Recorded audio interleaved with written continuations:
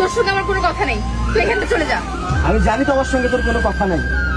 আমি তোকে আটকানোর জন্য আসিনি, আমি তোকে দুটো কথা বলার জন্য শুধু আসছি। এ ভাই, কে আপনি? ভাই আপনি থামেন, কে আমি সেই পরিচয়টা আমি আপনাকে দিব। দাঁড়ান। এই, তুমি এখানে কোনো ঝামেলা করো না, তুমি চলে যাও। আপনি থামেন, আপনার সঙ্গে আমি পরে কথা বলবো। আগে এই বেঈমানটার সঙ্গে আমি আমার হিসাবটা চোকাই, তারপর আপনার সঙ্গে আমি কথা বলবো। এই তোকে বলছি না তোর সঙ্গে আমার কোনো কথা নাই, তুই এখান থেকে চলে যা বলছি। হ্যাঁ হ্যাঁ, আমি জানি তো আমার সঙ্গে তোর কোনো কথা নাই। আমি তোর সঙ্গে কথা বলতে আসি নাই, তোকে আটকাতে আসি নাই। কেন আটকাবো? ঠিক অধিকার তোকে আমি আটকাবো? তুই তো অন্যের বউ, তুই তো অন্যের ঘর নেই। আমি তোকে আটকাতে আসিনি, কিন্তু দুটো কথা বলার জন্য তোকে আসছি। সারা জীবনের মতো তোর কাছ থেকে আমি চলে যাবো, আর কখনো তোর সীমানা আমি আসবো না। এই তোর কথা আমি কি শুনবো? তোর মতো গরিব ছোট লোকের কথা শুনে আমার কোনো ইচ্ছা নাই, তুই এখান থেকে চলে যা। আমার বিয়ে হয়ে গেছে, তারপর তুই এখানে কেন আসছিস? যা এখান থেকে চলে যা। আর তোর তো যা বলার তুই আমাকে বলে দিয়েছিস, তুই তারপর কি জন্য আসছিস? যা চলে যা। হ্যাঁ, আমি তো চলেই যাব। আমি তো তোকে আটকানোর জন্য আসিনি, তোকে বাধা দেওয়ার জন্য আসিনি।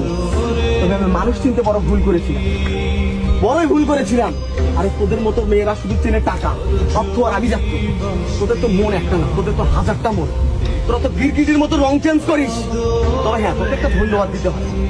শুধু তোকে না, তোর এই বড় ভাইকেও ধন্যবাদ দিতে হয়। কারণ সেদিন তোদের দুই ভাই বোনের ওই কথায় আজকে আমি প্রতিষ্ঠিত। আজকে আমি বড় বিজনেস ম্যাগনেট। আজকে আমার কোটি কোটি টাকা, আমার টাকার কোনো অভাব নাই। কি আছে তোর? কি আছে?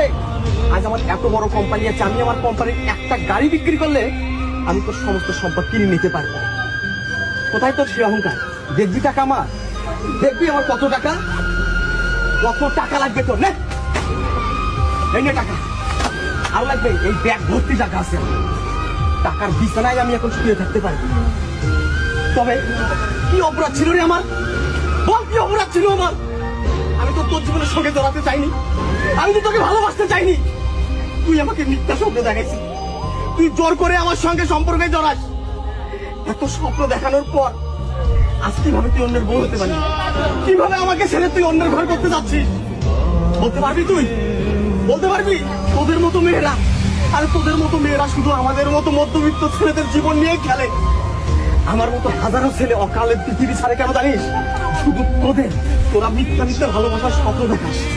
স্বপ্ন দেখানোর পর যখন দেখিস আসলে আমাদের কোনো অর্থ নাই, আভিজাত্য নাই, তখন আমাদের মুখে লাঠি দিয়ে এইরকম ধনের দিনকে দূর করে দিত।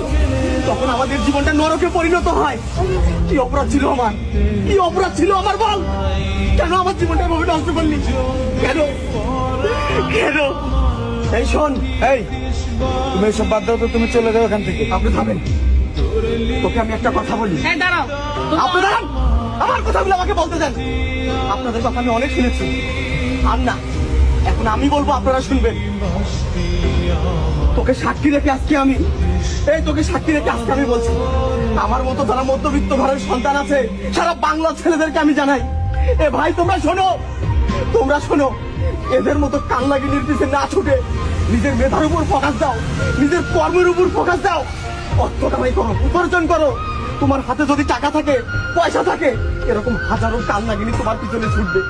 যদি তোমার টাকা না থাকে, পয়সা না থাকে, এদের মতো কান্নাগিনীরা তোমার কলিজায় সবল দিয়ে অন্যের ঘরের বউ হবে। তোমরা হবে ধ্বংস, তোমরা হবে নেশাগ্রস্ত। দুঃখ কষ্ট সহ্য করতে না পারে পৃথিবী ছেড়ে ওপারে চলে যাবে, ওপারে চলে যাবে। তবে শোন, তোকে আমি আবারও একটা ধন্যবাদ জানাই। তুই আমার সঙ্গে যেটা করেছিস, এটা যদি তুই আরো 5 বছর আগে করতি, আমার ক্যারিয়ারটা আরো অনেক বড় জায়গায় যেত, অনেক বড় জায়গায় যেত। তোকে আমি আর আটকাবো না, তোকে আর আমি আটকাবো না, আর আটকাবো না। তবে আমি একটা জিনিস ভালো জানি, আমার পকেটে যদি টাকা থাকে, তোর মতো হাজারটা কান্নাগিনি টাকার পিছনে ছুটবে, টাকার পিছনে ছুটবে, টাকার পিছনে ছুটবে। দেখো মাম্মি, আমি এই মেয়েকে আর নেবো না। কি বলিস? হ্যাঁ মা। তুমি এসব কি বলছো? দেখো, ওর সঙ্গে আর আমার রিলেশন নাই, ছিল কিন্তু এখন তো নাই, এখন আমি তোমার বউ। এসব কি বলছো তুমি আমাকে? এ কথা বলিও না। আমার বোন যতটুকু বয়সে ভুল করার সেটুকু ভুল করছে। ও হয়তো বা ওর পিছনে ছুটছিল, আমার বোন কখনো ওর পিছনে ছুটে নাই।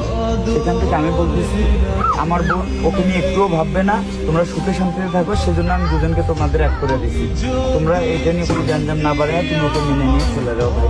হ্যাঁ বাবা, সেটাই ভালো। মা তুমি যখন বলছো ঠিক আছে, ঠিক আছে।